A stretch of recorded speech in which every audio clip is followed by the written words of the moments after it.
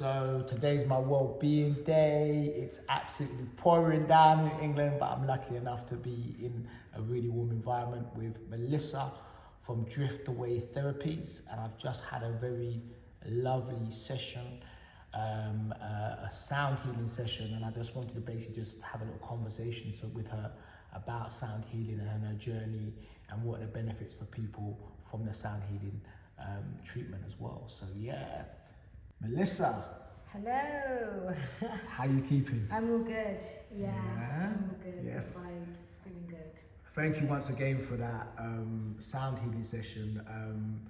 I'm really intrigued. Like, I think the first thing is like, what is, well, first of all, who are you? That's the first thing. I'll just introduce myself. Yeah. So I'm Melissa. I'm the owner of Drift Away Therapies. I'm based in Bristol.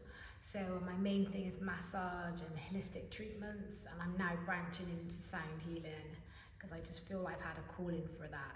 So last year I did the course. I received loads of, been to loads of sound baths amongst my years, and I'm like, yeah, I want to do it. I want to offer this to my community and share the love and the compassion for something that I love, you know. So yeah, and I just noticed that when I was receiving sound healing, I was just feeling a lot more grounded, really, you know, I felt like every time I was having a sound healing treatment, I was coming back as a new person.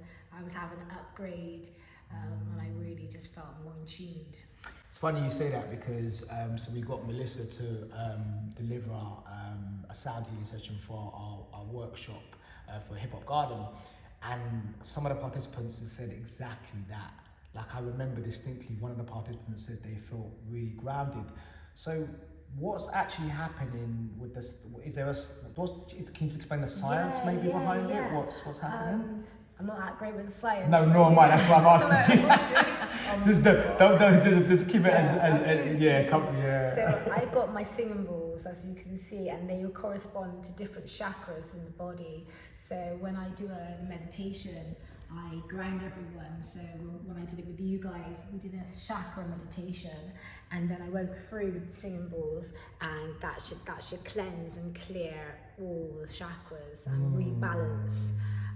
And then we used the wind gong, we used the chime. So there's different elements, different frequencies, and they're just, you know, harmonizing together and just, you know, just cleansing and just making you feel good. So is the sound almost like re-collaborating, like it's like rebalancing your body? 100%. Got different hertz, and they correspond to different parts in our body. And then hopefully we're trying to get everyone into that theta state, so where you're feeling like you're wanting to sleep, but you're slightly aware of what's going on. So that's the kind of the aim, you know, to completely surrender and just let yourself go.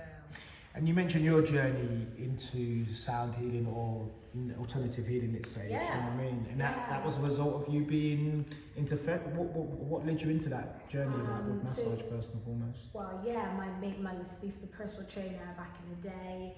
I worked in gyms all across Bristol. Freelanced.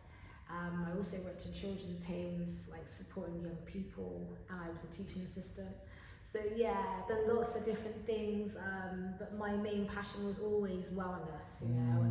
And then I did my massage course, and it kind of brought me back. And it was funny because when I was 17, I could have done the massage course, but didn't want to. So it was like a full circle for me. And because I'm dyslexic, sometimes I doubt myself, you know. We'll come to that. You know, so we did the course, did my practical, and I thought I was going to fail. So I did the first time, but the second time I got 100%. So I came back stronger. So I had a really good teacher, and she believed in me. And after the massage course, everything seemed to be opening up into a different path of my life. And I felt for the first time I was actually being rewarded for something that I've got passion for.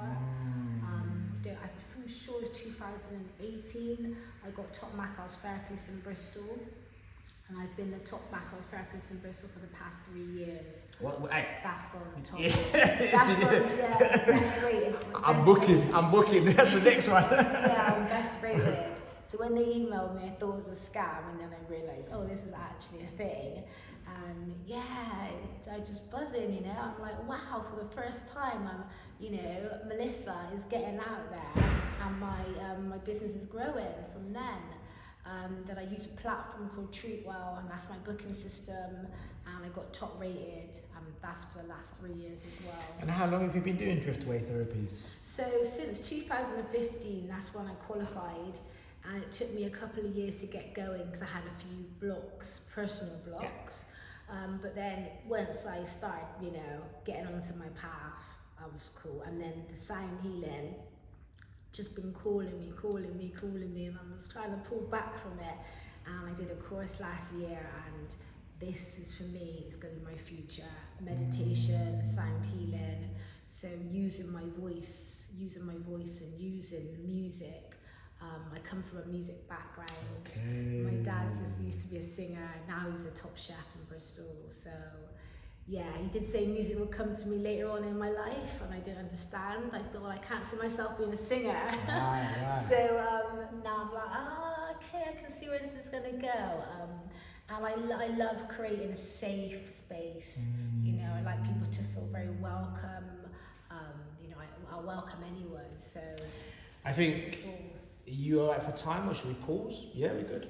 I think that's one of the reasons why I also wanted to have a conversation with you, and the reason why the synergy aligned with actually get you to deliver a session, because a lot of this work, this is what the young people said in Hip Hop Garden as well, the participants, they were saying that it tends to be very expensive, and also tends to be a very kind of, it's interesting that a lot of these treatments are not accessible.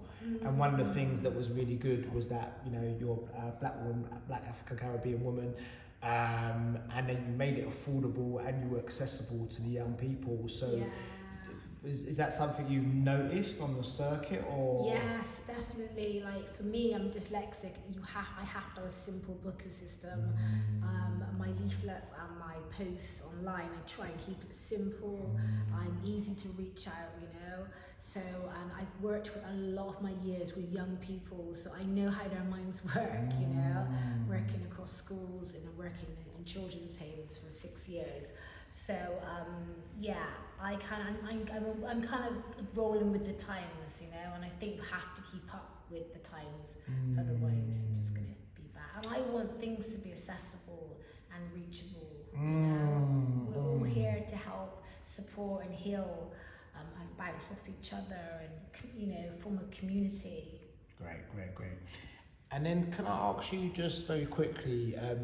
I didn't realise you were a fellow neurodiverse individual, and it was quite interesting. So we've been talking a lot about my journey with dyslexia, and particularly the challenging solutions. What have been the greatest challenges for you running? Because I run my own project and business as well, and I find that's why I have great people like Moya and Max to help me on that journey, and the greater team as well, the May team. But I find it really challenging, just day to day, just managing. How do you, what are the challenges for you being dyslexic, and how do you resolve those? You mentioned one, the booking system, for example. I have to have a booking system. So the booking system comes up on my app. People book the treatments through there. I just started a class, a mindfulness Pilates class in the community. So I still teach in leisure centres, but I want to branch out a bit more. So again, that's another booking system. I was thinking, do I want to do that? Because it's going to have 2 booking systems, but it seems to be okay. I'm always writing stuff down, noting and ticking things off. I've got someone that helps in my photography. I do my own Instagram post myself, which takes me about an hour to do a post. I have to go through and proofread it. See, not just me. It takes ages. It takes a long time. So if I'm taking my time responding, that's the reason why, so right?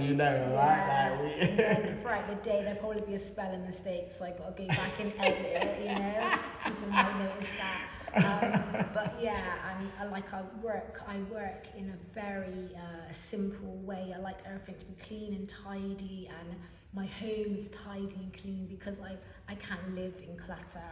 I've got a very busy mind, You know, so for me to do, when I offer my meditations and my sound healing, is helping me to ground myself. So this is, you know, and obviously I go to other sound baths as well. And, it's funny because I think the way you ground yourself is similar to what with me in nature and the garden. And I think there's a theme that's starting to emerge from the practitioners, which is this sense of grounding, not just for the people that we engage with, but the different ways in which people ground. So it's really interesting. And have you seen dyslexic? Was you diagnosed or? No, not until I got to college. I was 17. Wow. So I just always thought I was a bit thick. But I knew I wanted to be a personal trainer, and I was a personal trainer. But when I got to college and they said, you know, you've got the dyslexic, I was like, oh my God, this is amazing. So I had so much help and support. And then I flew. But yeah, through school was very hard for me. Very, very hard. Yeah. But you know, I've achieved every one of my goals. And I've still got some goals to achieve, but I've achieved everything I wanted to do in my life. Amazing. Yeah. Thank you so much for your time. Once again, Melissa from Drift Away Therapies. Yeah. Is there a website or contact? How do people contact you? Yeah, just Drift Away Therapies. I'm on Instagram and Facebook. Drift Away Therapies. What's the website? I think that's the website as well. Classic dyslexic. Just take that out. Anyway, yeah, you can find me online. Thank you. Thank you so much.